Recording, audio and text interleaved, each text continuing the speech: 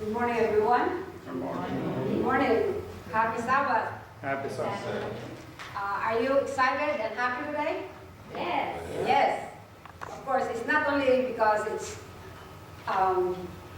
anniversary. Of course, we are happy about that.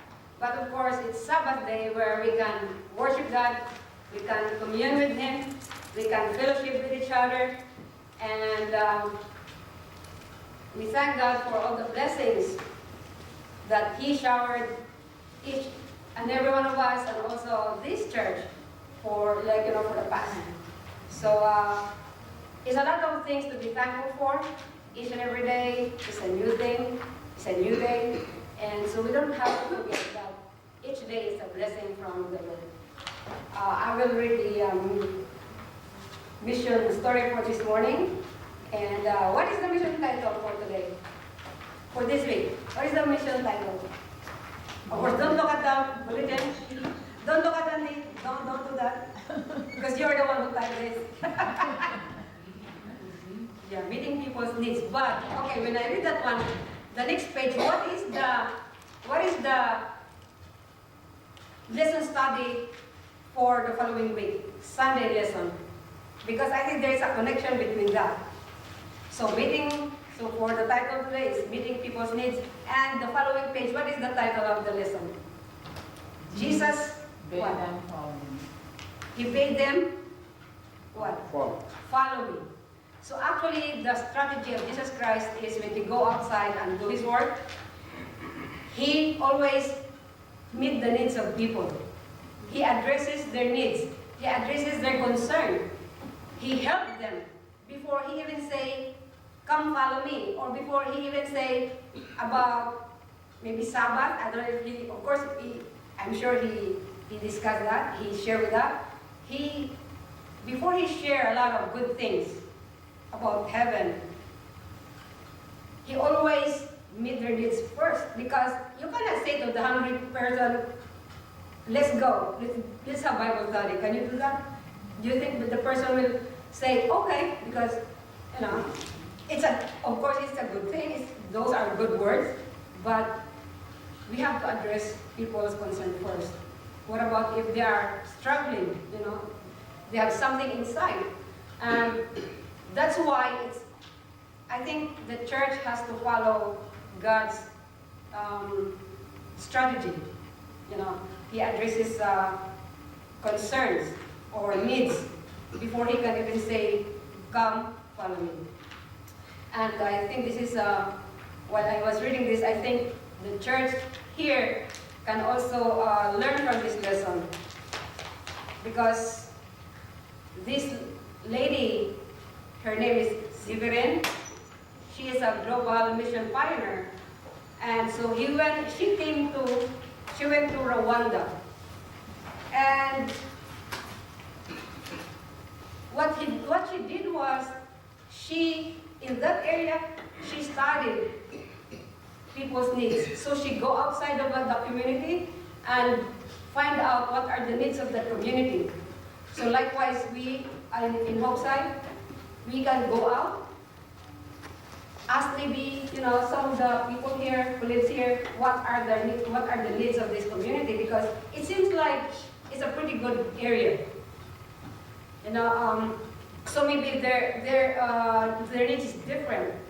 Unlike when you go to like a poor area, where's that? I don't know to mention the places, but when you go out there, maybe their needs is food.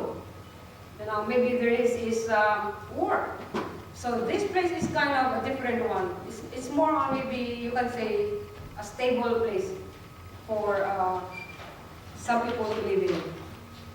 So he studied that. She studied that, and she find out what are the needs of the community. If you look at it and read that, it's more on literacy.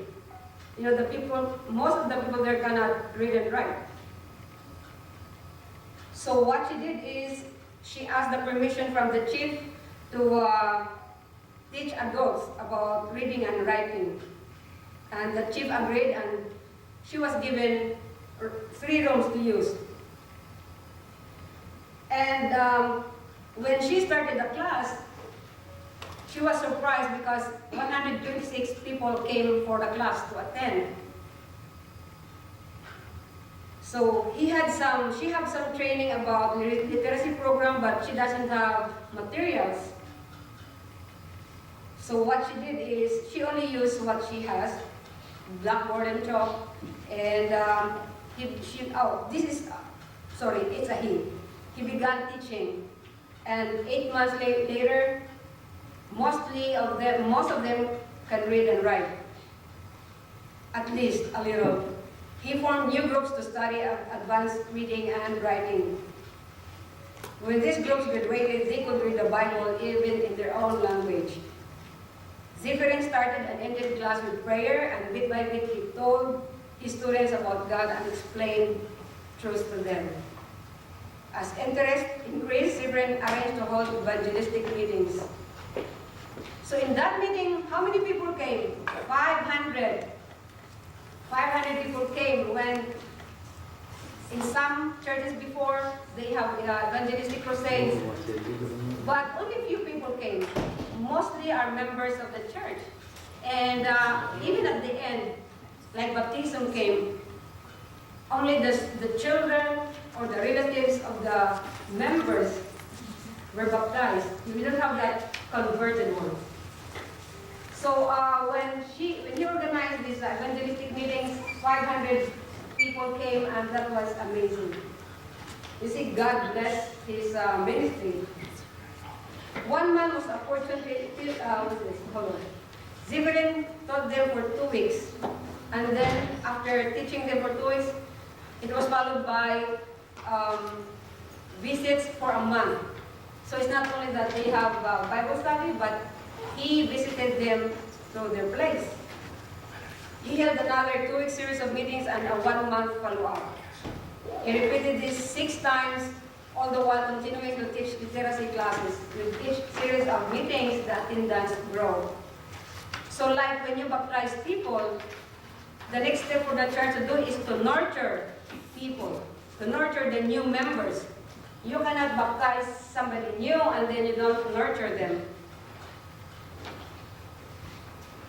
Almost 200 were baptized in the first baptism.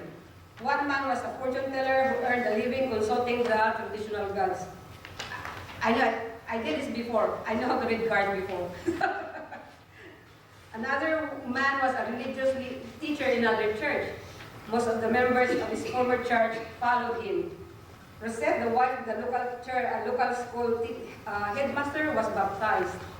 Zephyrin was concerned that her baptism would make her husband angry. But the headmaster attended the baptism and said, "Who knows? Maybe I'll be baptized too." He was baptized during the next series of meetings and hopes to start a new group of believers near his school. Zephyrin continued teaching literacy classes, holding evangelistic meetings, visiting families, that is very important for the church, visiting members, asking them how they are for a week, and conducting early morning worship and Sabbath services. And God continued to bless his ministry. So, within a year, the number of believers grew from 3 to 300. The church mission office purchased land and provided cement for the foundation and metal sheets for the roof of a church to sit 500. The believers bought bricks to build the walls. Today, the church has more than 400 members plus many children and visitors. Several smaller groups have formed in neighboring locations, resulting in more baptisms. So I'm sure if each churches will go to the community and find out the needs of the people, then there will be an effective missionary of that certain area. And if we are doing a lot of work, I know God will bless our effort. And so I pray that HopeSide will do the same thing. Go out to the community and learn the needs of the people. Talk to them, visit them, be friendly. You cannot say come to the church if you're not friends with some people. That's very difficult to do.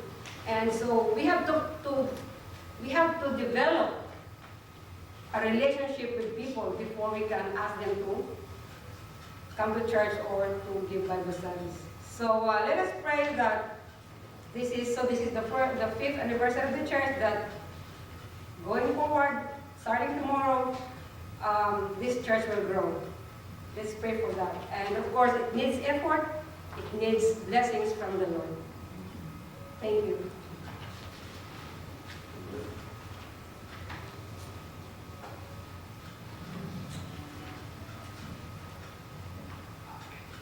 A friend of mine recently shared the story with me, and I knew this would be very appropriate, perfect for our feature talk this morning. It won't take too long, but I want to share it with you all. Whether this is your first time hearing or reading the story rather, if you have come across it before, it's the story about the cracked pot, and it's a great reminder that that every individual is unique and has a purpose. So we each come to this world with different flaws. Sometimes it's hard for us to see the good that exists beyond those flaws. And so we are all cracked pots. 2 Timothy 2:21 says, "Therefore, if anyone cleanses himself from the latter, he will be a vessel for honor, sanctified and useful for the master, prepared for every good work." Now each of us have our own flaws, am I right? Yes. No flaw is sinful or shameful, but it's the way that God wired each one of us. I bought a pair of distressed jeans, and ones that had a tag that read, "These jeans have intentional flaws in order to make them unique." Well, I like that, right? It's something different. We're the same way. We have flaws that make each of us unique, and those flaws are part of our custom design, and God planned them for His purpose and glory. You'll never be able to make a change or fulfill in your life or fulfill God's purpose for your life until you understand that you are wonderfully complex and uniquely flawed for God's glory. Now there are some examples in the Bible that we can see. Moses stumbled, right? David's armor didn't fit. Jacob was a liar. Paul was a persecutor. Jonah ran from God's will. Noah was a drunk at one time, right? And so if God can use these cracked pots, He can use you and me too. Amen. God has always used cracked pots to show that this all is surpassing and is from God and not from us. But sometimes, friends, these cracks and flaws make our lives together so interesting and rewarding. You just have to take each person for what they are and look for the good in them.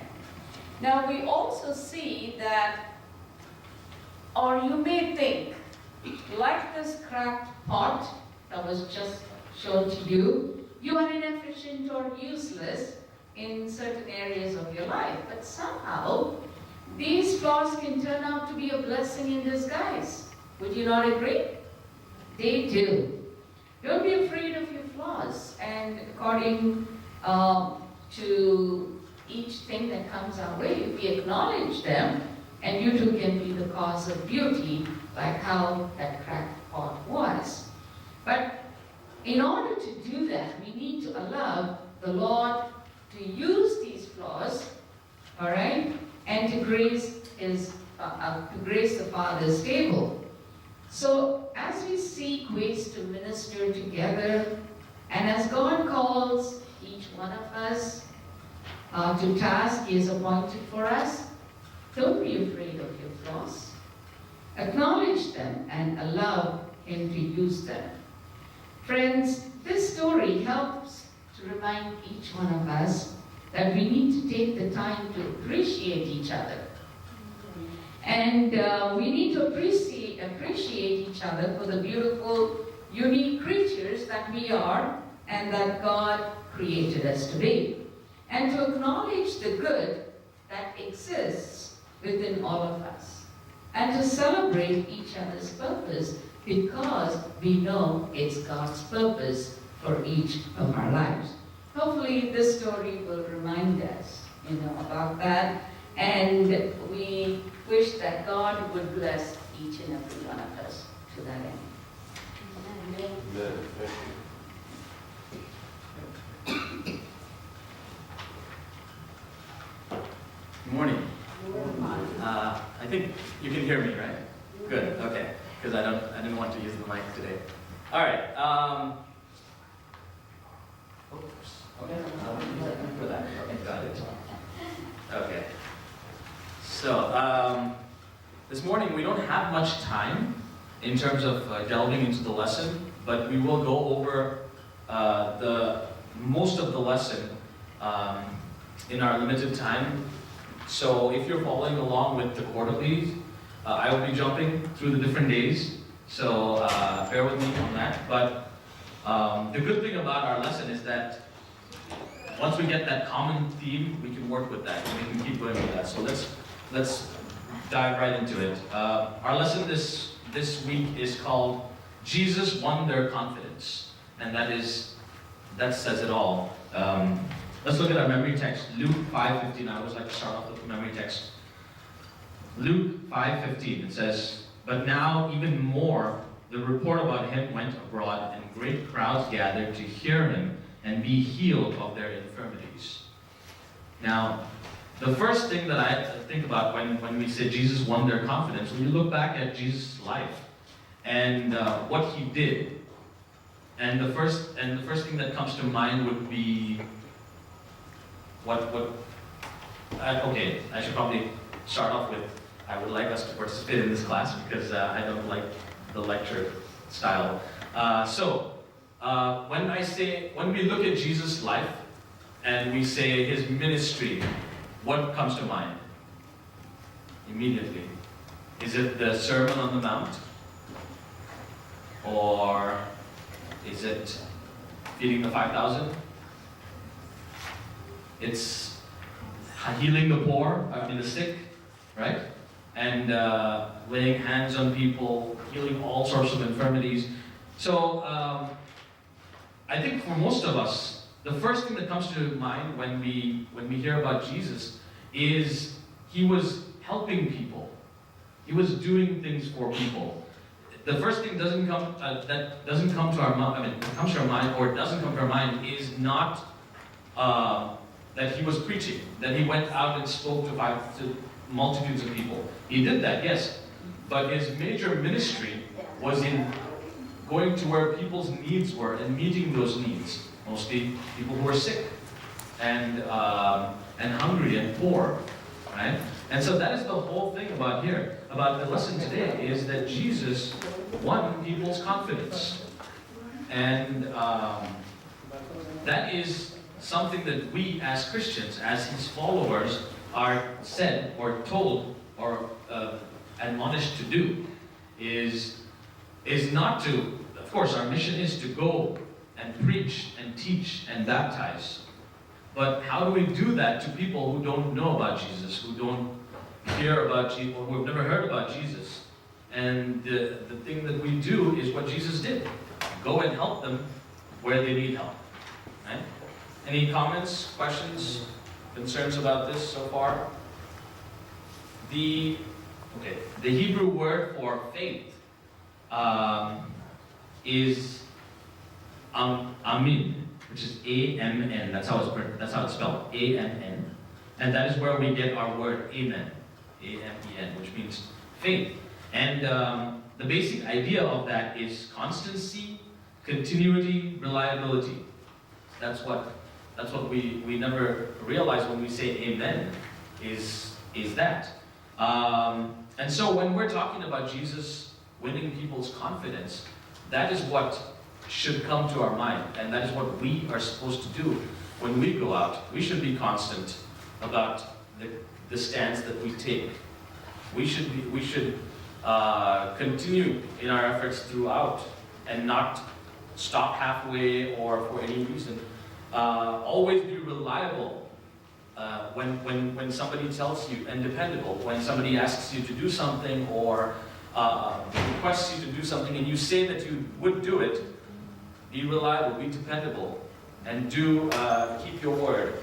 And that is what we see about winning people's confidence. And that is what he did. The first thing, he healed them, and then he spoke to them about the kingdom of heaven. And that it made more of an impact. And because of that, more people started to come to Christ as opposed to just preaching. Now we have other examples in the Bible of people that have done that as well. Every time the disciples have gone to certain areas, that's the first thing that they did. They didn't just go out and start preaching. I mean, the Apostle Paul laid hands on people and healed them and so on and so forth as well.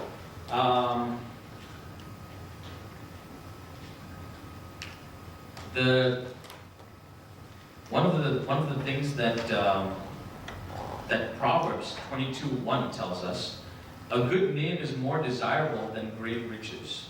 To be esteemed is better than silver or gold. And that is one of the things that we have to remember as we go ahead with this ministry of Jesus, emulating Jesus' ministry, is that a good name is more important when you're doing service with two others, as opposed to just trying to go and preach. And to that end, there was a story that was included in our lesson study at the beginning, where it talks about a Seventh-day Adventist church that used to provide breakfast for a local elementary school for 5 days a week, for the entire week, essentially, for the elementary school. And it was an amazing thing. The school was very happy about it. The education board was extremely happy about this fact, and they were impressed that the Seventh-day Adventist Church took this school under its wing, so to speak, in the community, started to reach out to them and provide this. And it was just a simple act, I would think, but it made a huge impact. The principal was said to have said, "I enjoy the unique and special relationship we have with our church." And that's the principal said to the church pastor who was visiting the school, and then and just wish that other churches could be involved the way that you are. And then when the pastor was leaving the grounds, the school's community liaison officer thanked him for what the church was doing and asked if he could attend one Sabbath. So the pastor didn't do anything. He didn't go out of his way to try to convince these people to come to church. All he did was, as part of the church, the entire church decided to just provide breakfast for the children. And because of that, somebody was impacted. One life, or one person was willing to come to church and follow Jesus.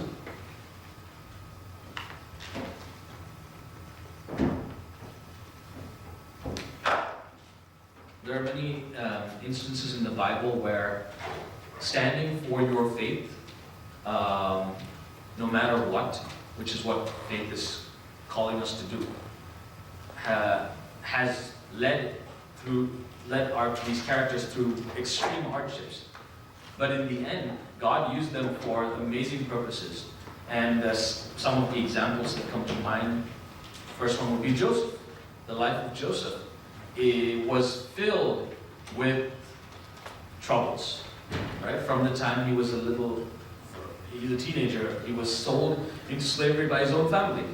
And then he had to go through many hardships and live in slavery for nearly 20 years before the Pharaoh elevated him to the position of governor of Egypt. And another story that comes to mind is Daniel. He was a slave pretty much his whole life. To one king or another.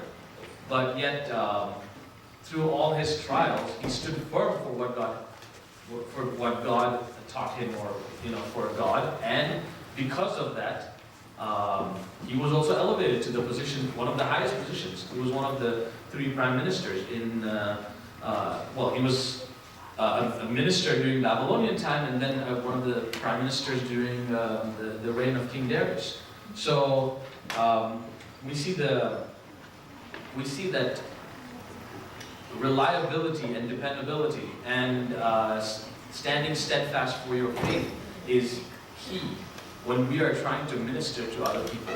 We saw the story today in the mission report of how the person was, how he came to Jesus and how he was helping other people come to Jesus.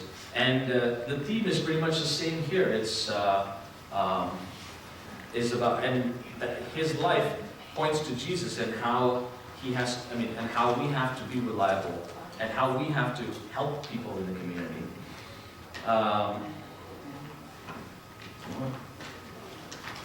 Okay, I'm going to keep going because nobody's here to tell me whether I'm out of time or not. All right. I have a question now. Since we've listened to me talk, I would like to hear you talk. So,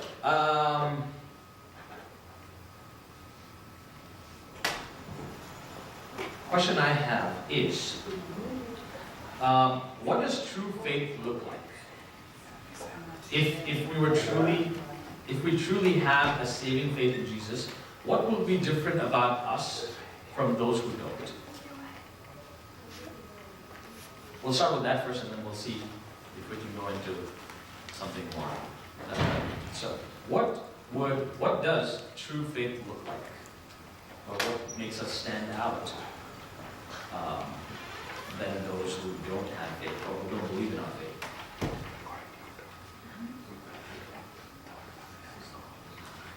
Anybody?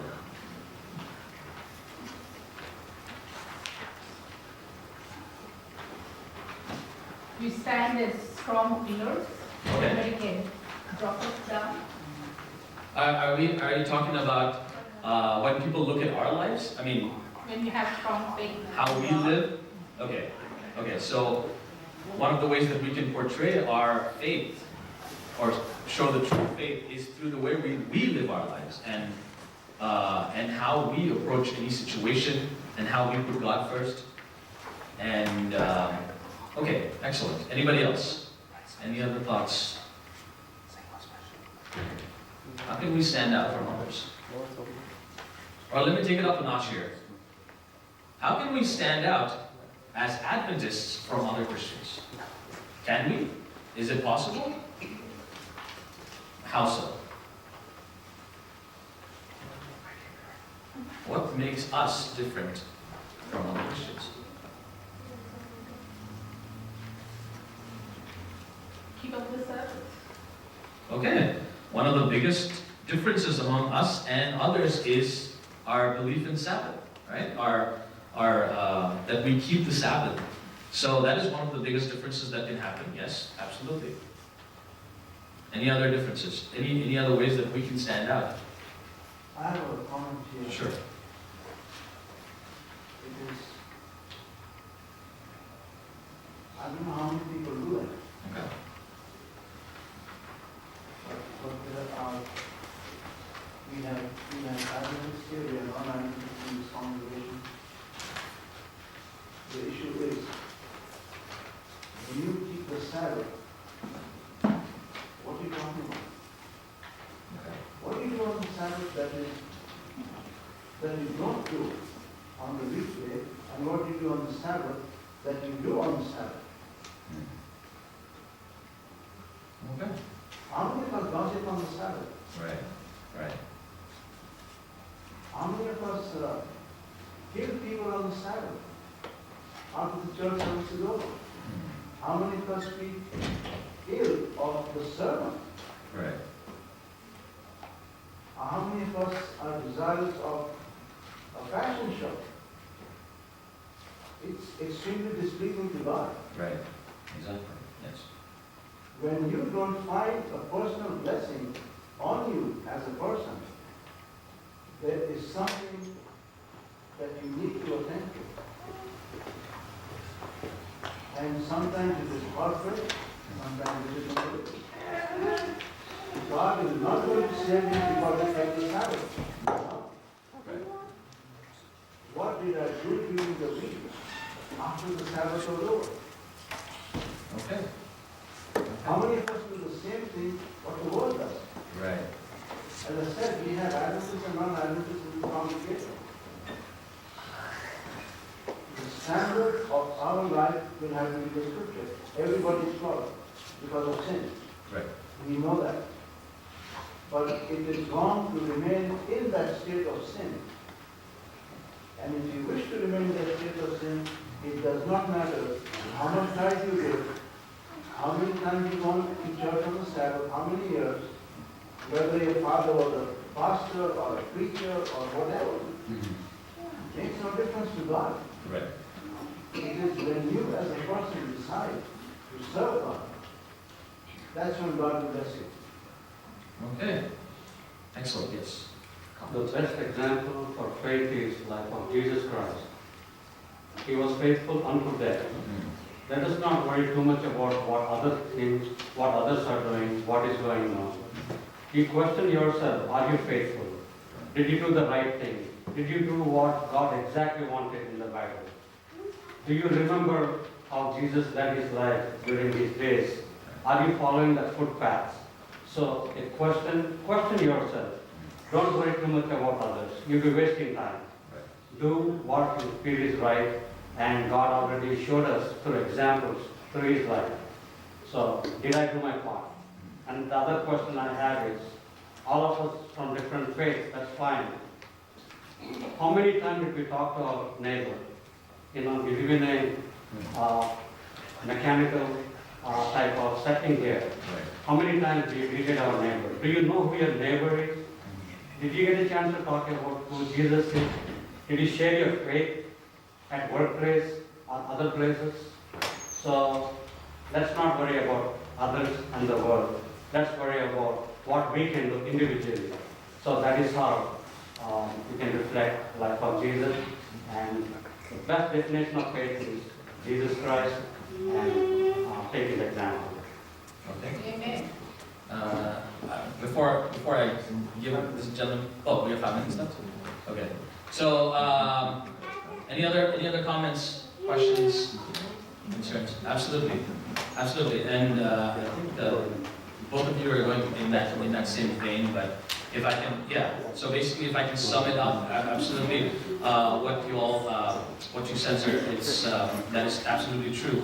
Many times we say we're Seventh-day Adventists, but we're only Adventists on that one day, or even not even that day sometimes, right? It's and that's what you were getting at. It's how many times do we leave the sanctuary and then do everything else under the sun?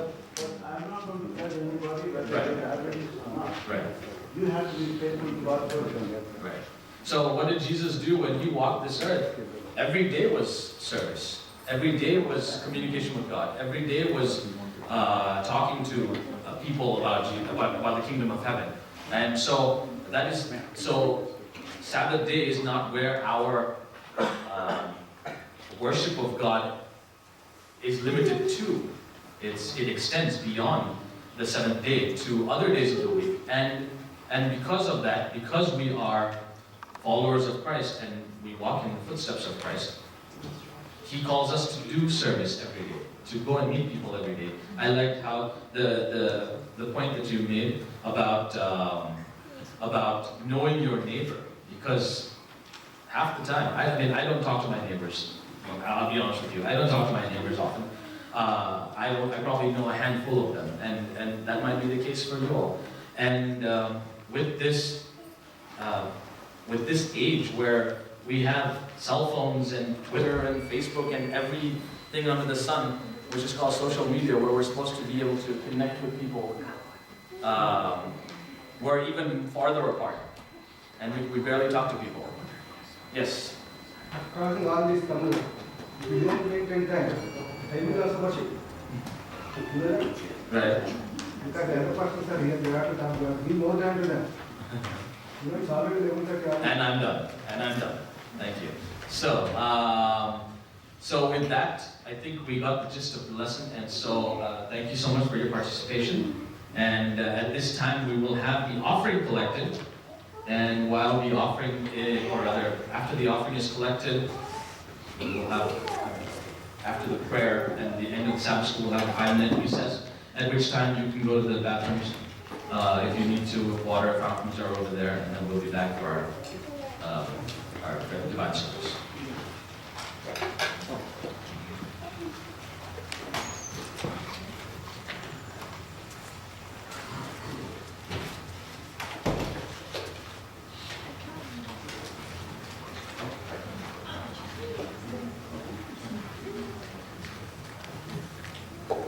Shall we bow our heads for prayer? Our loving Father in heaven, we thank you, Lord, for being with us. And thank you so much for everything you've done for us, and giving us food, clothing, and shelter, and keeping us safe. We, with thankful hearts, bring a portion of our offerings to you, to lay at your feet, Lord, to be used by you to further your cause. So we pray that you will multiply this offering and make use of it as you see fit. Continue to be with us for the rest of this service and the rest of the day, and help us to keep the Sabbath holy. In Jesus' name I pray. Amen.